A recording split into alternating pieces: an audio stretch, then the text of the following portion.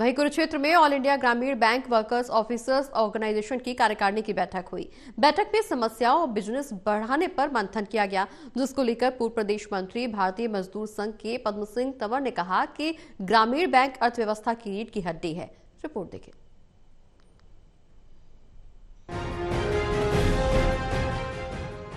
धर्मनगरी कुरुक्षेत्र में all India ग्रामीण bank workers officers organisation की कार्यकारिणी की बैठक हुई। बैठक में समस्याओं और बिजनेस बढ़ाने पर मंथन हुआ। बता दें कि इस बैठक में देश भर से ऑल इंडिया ग्रामीण बैंक वर्कर्स ऑफिसर्स ऑर्गेनाइजेशन के पदाधिकारी जुटे और सभी मुद्दों पर बातचीत की। इसमें मुख्यतः देश भर के सभी 43 ग्रामीण बैंकों का मर्जर कर एक ही बैंक बनाना, पे स्केल की विसंगतियों को दूर करना, ये मुद्दे भी शामिल रहे। वहीं पद्म सिंह तंवर पूर्व प्रदेश मंत्री भारतीय मजदूर संघ के अनुसार ग्रामीण बैंक अर्थव्यवस्था की रीढ़ की हड्डी है, इसीलिए देश भर के सभी 43 ग्रामीण बैंकों का मर्जर कर एक ही बैंक बनाया जाना चाहिए और बैंक कर्मियों के पे स्केल की विसंगतियों को भी दूर करना चाहिए।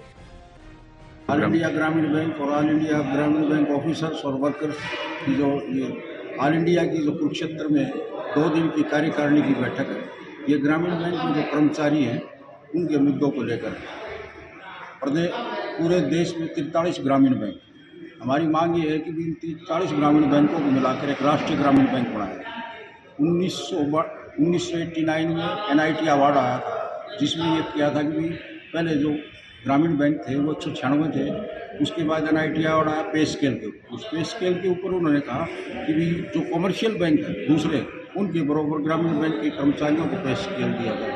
उसके बाद ग्रामीण बैंक के पे स्केल तो उनके बराबर हो गए, लेकिन अन्य भत्तों और उनमें हो रहा। अब प्रमोशन की बात आती है, उसमें भी प्रमोशन की जो नीति है वो उन बैंकों के बराबर ग्रामीण बैंकों की नहीं है। वहाँ 2 साल में अधिकारी बढ़ जाता है, यहाँ 6 साल में बढ़ता है। बहरहाल इस सम्मेलन को भारतीय मजदूर संघ के वित्त और बीमा क्षेत्र प्रभारी गिरीश आर्य और ग्रामीण बैंकों के सह प्रभारी राजेंद्र शर्मा का भी मार्गदर्शन रहा। उन्होंने कहा कि इन सभी मुद्दों को वित्त मंत्रालय में अन्य उचित प्लेटफॉर्म्स पर रखा जाएगा। टोटल टीवी के लिए राजीव अरोड़ा की रिपोर्ट।